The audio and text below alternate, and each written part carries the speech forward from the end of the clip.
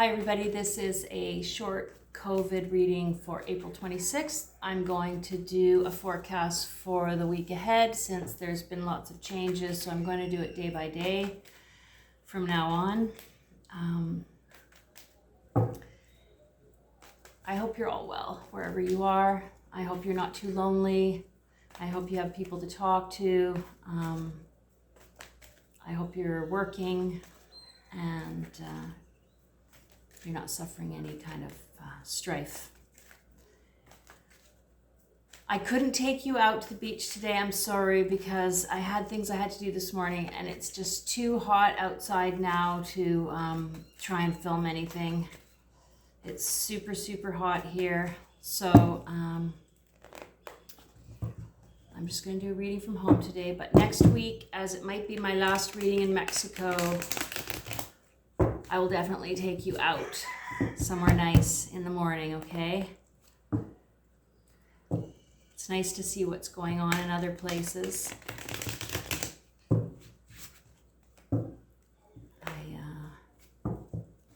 Okay, so what does the universe have to say about COVID for the week of April 26th? If you'd like to check out my open heart meditation on my channel, just go down below where it says solar plexus. If you'd like to get a reading every week, just click on the subscribe and notification button.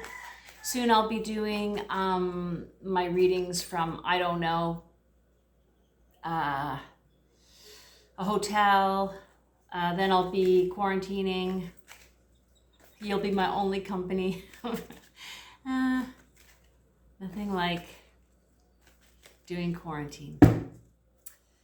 I'm sure many people feel like they're already sort of doing semi-quarantine right now. I know in Canada there's been another sort of lockdown. Really feel for the small business people and for people who are separated from their families. It's really difficult. I wanted to go back to Ontario to help my mom with my dad, who's not doing well, but couldn't get permission, so it's very difficult.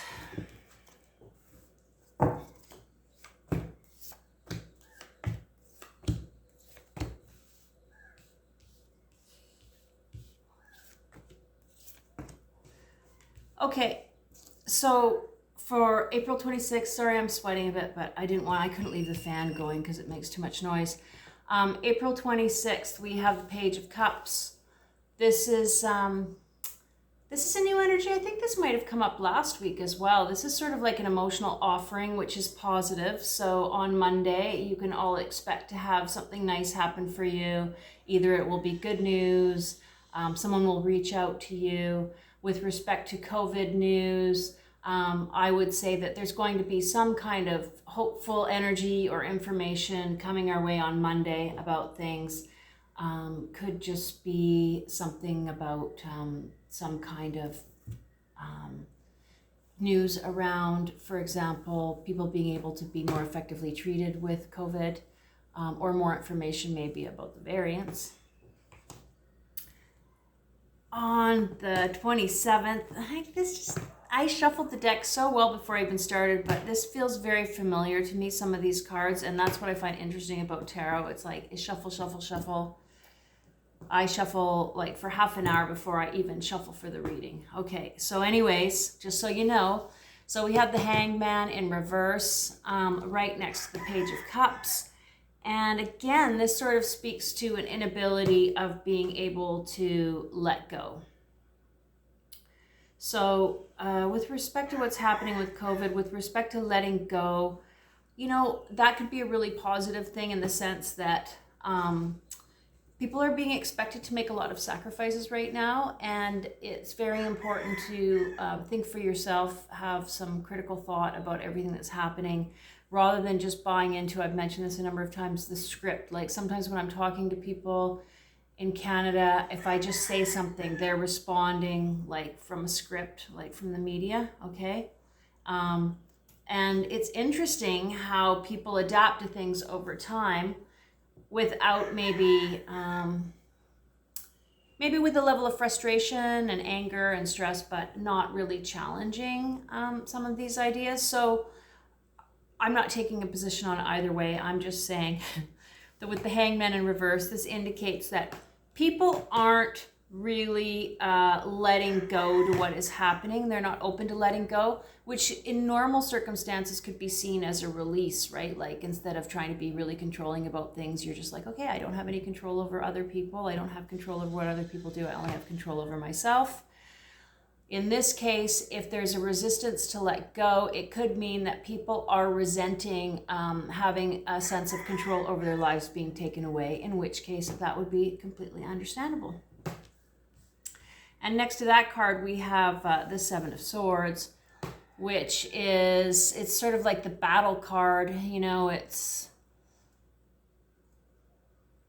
trying to survive, you know, trying to gather up everything that you can, leaving a few things behind because you can't grab them all.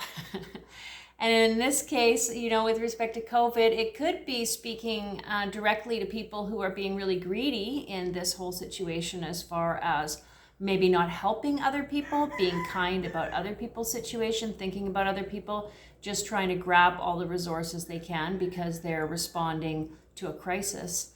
And I'm not saying there's anything wrong with gathering up your resources. Everybody has to gather up their resources, but this card is also speaking to not really thinking about other people, leaving other people behind. It's like the not sharing card. So anyway, so we have the Page of Cups for the 26th, the Hanged Man in reverse for the 27th. We have the Seven of Swords for the 28th in reverse. That doesn't really change the meaning of that card very much, that it's in reverse. I mean, it could soften the meaning a little bit, but it sort of just stands for what it stands for. And then, so 29th, we have, the other 29th, we have the Justice card. Okay, so the Justice is like reminding us of absolute truth and knowledge, also our own ability to intuit and to understand things. And this is a very positive card because it's also actually right next to the King of Cups. So the King of Cups. So the King of Cups is, you know, he represents someone who's really got that masculine energy around caring and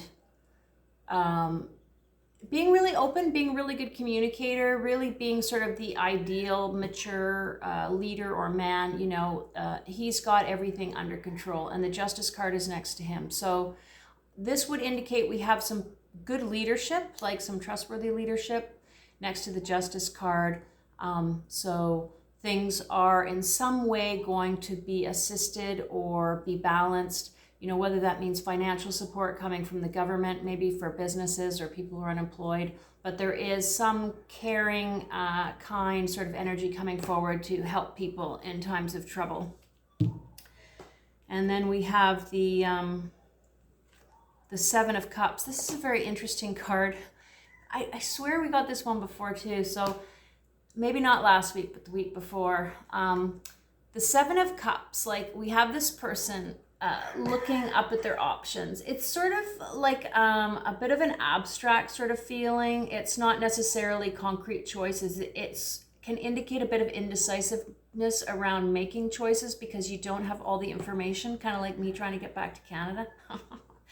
You don't have all the information. Like, how can you decide what you really want, what's most important to you, if you don't have all the information? And this is, of course, where a lot of frustration comes from. It doesn't mean that people shouldn't be in a position to continue trying to make plans or thinking about the future or dreaming, because we all need that kind of hope and inspiration to carry us through with what's happening. But there's this sort of surreal sense around things, whether it's making plans for the future, how you're going to focus your energy or your resources or whatever. It's all sort of, it's like a pie in the sky. You know, you can see it and you can visualize things, but you're not really able to make any concrete decisions. But it's good to be sort of in a dreamlike world, sort of thinking about what is possible and what should I be doing and what can I be doing? Maybe there's some changes you need to make right now. Maybe they're not easy changes to make. Maybe there's some important sacrifices you have to make to get on the right track. But one thing is for sure, when you're on the right track, you know you're on the right track. You know, you can feel it. You don't have major questions about it. You know when you've made the right decision. Sometimes it takes a while to get there and to commit to that. And there's always sacrifices and compromises involved in making a significant change in your life. So, you know, sometimes that's what holds us back. You know, we're not ready to give up certain things, you know, to move towards other things. It's hard. And the last card for the end of April is the Knight of Pentacles. And the Knight of Pentacles is slow and steady wins the race. So this is just a reminder at the end of April that even if May, we know May, for example, I know in Canada, I can't speak for the United States, is going to be a difficult month, that slow and steady wins the race. So if people can try to manage their anxiety and try and just fall into understanding that there's some barriers right now, restrictions right now, but if there's any way that you can continue working towards the things that are important to you, if you can put some energy into those things and just sort of plod along, this is a very successful card. This card is saying, you know, slow and steady wins the race. Right now, it's pretty slow. Things are slowing down almost to a halt for some people. So just keep in mind that this kind of solid earth energy, it's an energy where things still happen. It's a knight. It's still a youthful energy where things are going to happen. It's not going to be anything really fast. Okay. So if I look at the bottom of the deck, because I know tarot readers do this often, there's the 10 of Wands, and that indicates coming to the end of a horrible journey. Like a really difficult journey. Okay, I'm just going to shuffle the oracle cards because I like to finish on a really beautiful note for you, and all these cards are so beautiful.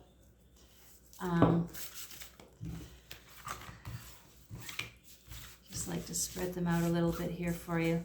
Okay. If you have any thoughts for anything you think that I should be talking about when all this is over, please feel free to make a comment down below. If you'd like to make a donation to my channel, there's a PayPal link down below because my trip back is going to be very expensive. Okay, mystical self-discovery.